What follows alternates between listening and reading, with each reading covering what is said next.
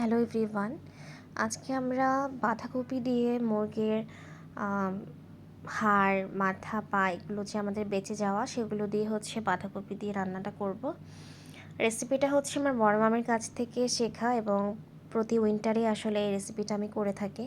ফার্স্টে কড়াইতে তেল দিয়ে পেঁয়াজ বাটা দিয়ে দিয়েছি। এখানে আমি কোনো পেঁয়াজ কুচি ইউজ করিনি। পেঁয়াজ বাটাটা একটু ভেজে দেন আদা রসুন বাটা দিয়ে আমি এখানে অল্প একটু পানি দিয়ে গরম মশলা, দারচিনি, এলাচ, তেজপাতা এবং এখানে আমরা কোনো লাল মরিচ ইউজ করব না, সম্পূর্ণ কাঁচা মরিচের ঝাল থাকবে আর গোলমরিচ। তো এখানে গুঁড়া মশলার মধ্যে ধনিয়া গুঁড়া, জিরা গুঁড়া, গোলমরিচের গুঁড়া এবং একটু হলুদ দিয়ে মশলাটাকে কষিয়ে নিয়েছি। এবং এই যে এখানে মুরগির যে বেঁচে যাওয়া হাড়, চামড়া, মানে আমরা সাধারণত যে বাসা স্ন্যাক্স করি এবং তখন যে বেঁচে যাওয়া হাড়গুলো থাকে এগুলো আসলে আমরা অনেক সময় তরকারিতে খেতে পছন্দ করি না, বাট আপনারা এই রেসিপিতে খেতে পারেন, খুবই ভালো লাগবে।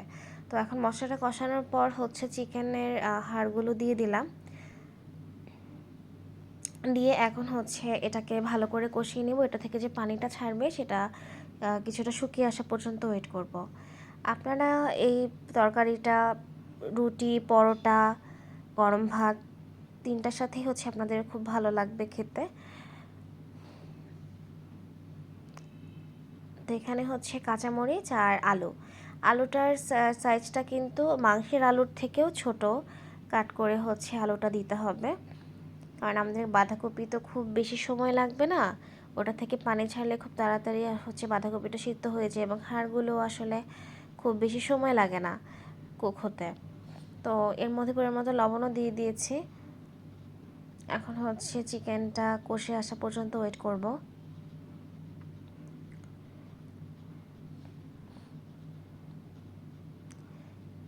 আপনারা চাইলে রেসিপিটা হাঁস দিয়েও করতে পারেন, আমি হাঁস দিয়েও করে থাকি। সেম প্রসেসে যেভাবে আমরা রান্না করি সেভাবে জাস্ট আপনারা বাঁধাকপিটা অ্যাড করে দেবেন, আর কিছুই না। আর আলুটা চাইলেও অপশনাল, দিতেও পারেন নাও দিতে পারেন।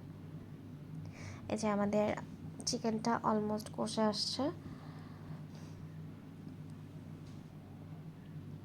এর মধ্যে যে বাঁধাকপি কুচি করা বাঁধাকপিটা দিয়ে দিব। এক্ষেত্রে আর কোনো ঢাকনা ইউজ করা যাবে না, কারণ বাঁধাকপি থেকে যথেষ্ট পরিমাণ পানি ছাড়বে, সেই পানিতেই আমাদের রান্নাটা কমপ্লিট হবে। এক্সট্রা কোনো পানি ইউজ করার দরকার নাই এবং এতে কোনো ঢাকনা দেওয়ারও প্রয়োজন নাই।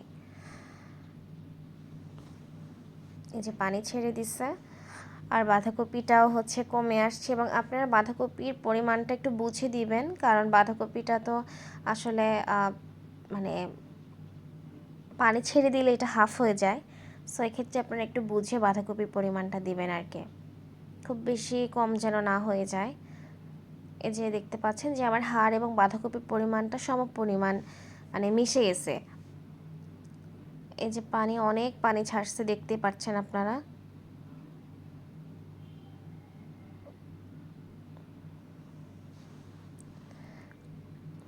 পানি অলমোস্ট টেনে আসতেছে। এক্ষেত্রে আমরা এর মধ্যে মানে এই পর্যায়ে নাড়ার মধ্যে থাকতে হবে, নাড়তে হবে, কারণ নিচে তরকারিটা লেগে যেতে পারে।